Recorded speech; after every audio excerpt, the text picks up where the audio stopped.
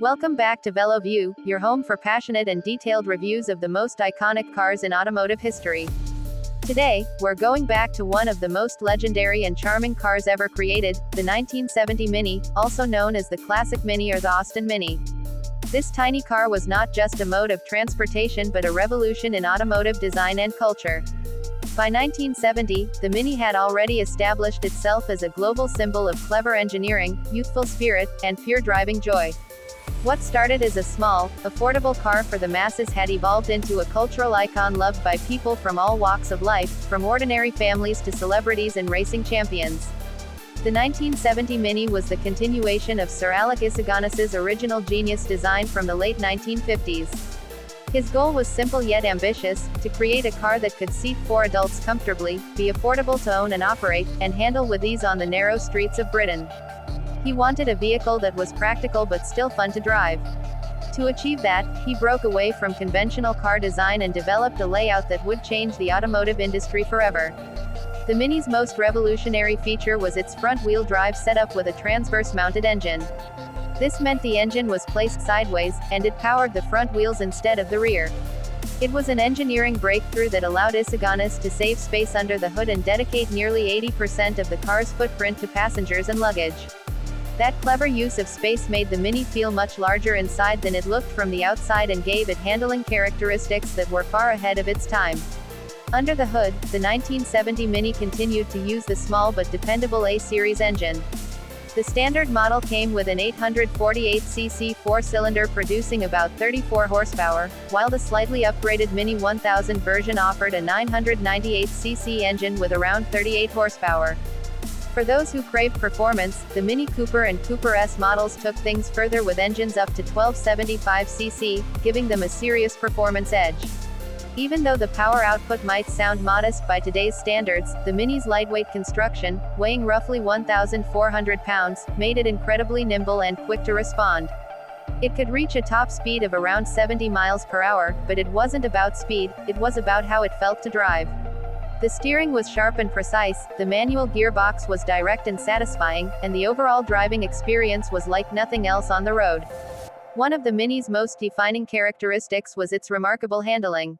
Thanks to its rubber cone suspension designed by Alex Moulton, the car had a bouncy yet controlled ride that kept it stable even in tight corners. The wheels were pushed out to the very corners of the car, giving it an incredibly low center of gravity and an almost go-kart-like feel. You could take a corner fast, and the Mini would stay flat and composed. It was small, sure, but it handled with confidence and agility that made it an instant favorite among drivers who loved the thrill of the road. The suspension could be firm at times, and the ride noisy, but the character it delivered was something truly special. In terms of design, the 1970 Mini kept the charming look that had made it a star in the 1960s. The simple, boxy shape with round headlights and a smiling grille gave it a friendly and unmistakable personality. By 1970, the Mini had received subtle improvements in build quality, but the overall aesthetic remained faithful to the original. The short overhangs, upright windshield, and compact size made it perfect for city life.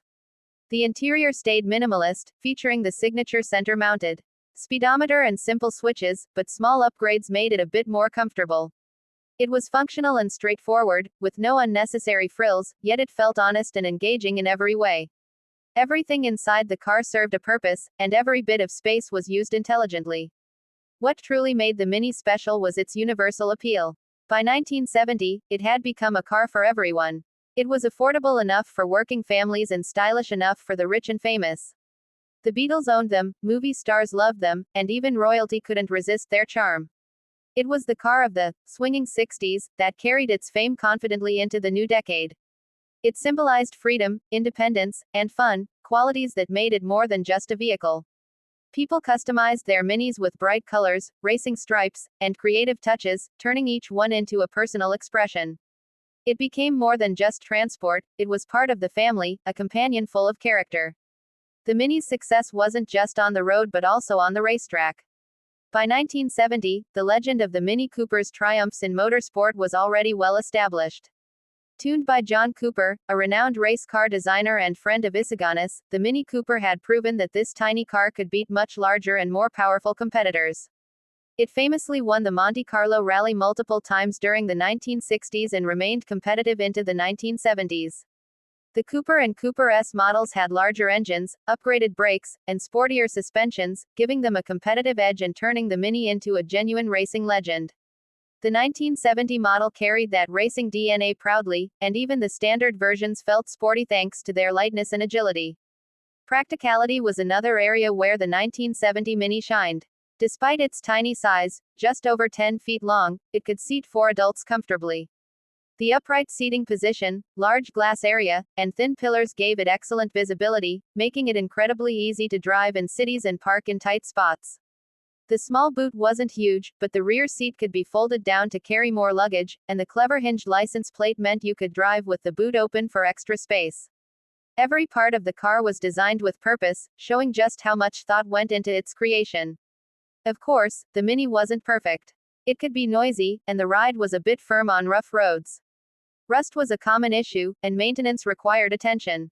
But these small flaws only added to its personality. The simplicity of its mechanics made it easy to repair and maintain, and owners often formed strong emotional connections with their Minis. It wasn't just a car you drove, it was one you loved, and it loved you back.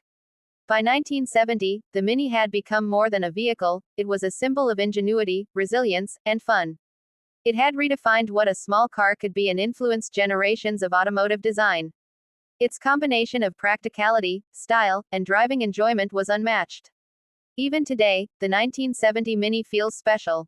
Behind the wheel, you're reminded that driving can be pure and joyful without needing speed or luxury. You feel the road, hear the engine's cheerful buzz, and understand why this little car captured the hearts of millions. Thank you for watching this detailed review of the 1970 Classic Mini. If you enjoyed this deep dive into one of the most influential and iconic cars in automotive history, make sure to like, share, and subscribe to VeloView. Stay tuned for more stories, more classics, and more passion from the world of cars, right here on VeloView, where every car has a story worth telling.